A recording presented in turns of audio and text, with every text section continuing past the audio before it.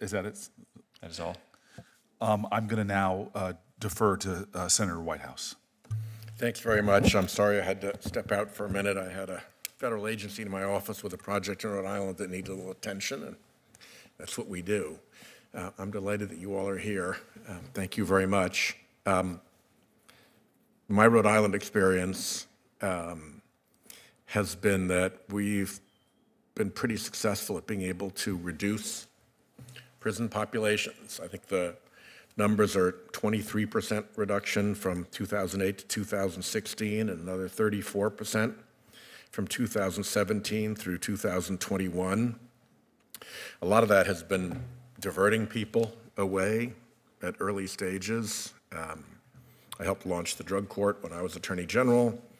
We also now have a very well-run veterans court that helps, again, divert people away from the criminal justice system in a way that is very effective.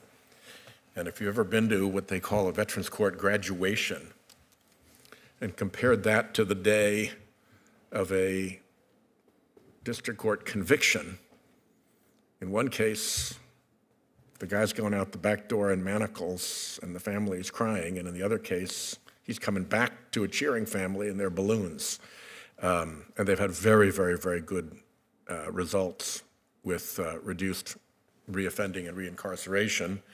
And we're launching a mental health court as well to try to manage better the interaction between the mental health system and the criminal justice system. So we have a relatively small population, so it helps because there's quite a lot of direct hands-on care and all of this. But I do want to express my appreciation to the Rhode Island Brotherhood of Correctional Officers who say that they walk the toughest beat in the state. Mr. Wetzel, I'm sure you appreciate that. But we've worked on earned time credits. We've reduced mandatory sentencing. We've had the diversion programs that I mentioned, apart from just the Attorney General's own regular diversion. And it's had that result, and it's been really essential to do that. Mrs. White, I'm sorry about these results with the First Step Act. I was the author of the reentry part of the First Step Act, along with my colleague Senator Cornyn on this committee. And it's frustrating that an act that bodes so well and has produced quite good results and has reduced reoffending and reincarceration and has prepared people better for reentry, particularly set them up to deal better with addiction issues, can't get the attention it needs to succeed because of all these multiple demands on the staff to try to get there. So if there are specific recommendations that you have from your close-up perch as to things we should be poking at the Bureau over, or things that we should be particularly focused on funding, I guess my point here is that I have seen a lot of stuff work in Rhode Island to dramatically reduce prison populations and make it the difficult job of the Brotherhood of Correctional Officers safer and easier.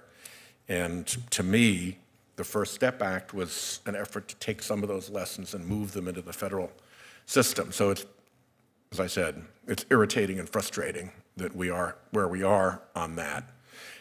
So any comments that you have, and if you want to think about it and get back to me with a more precise list, sure, please take it also as a question for the record. Absolutely. I can definitely speak on, we did testify, one of my board members on the committee for First Step Act, and as we testified, we do think it's a phenomenal program, and I think if we can get the staffing that we need, it would be a much more successful program in the Federal Bureau of Prisons.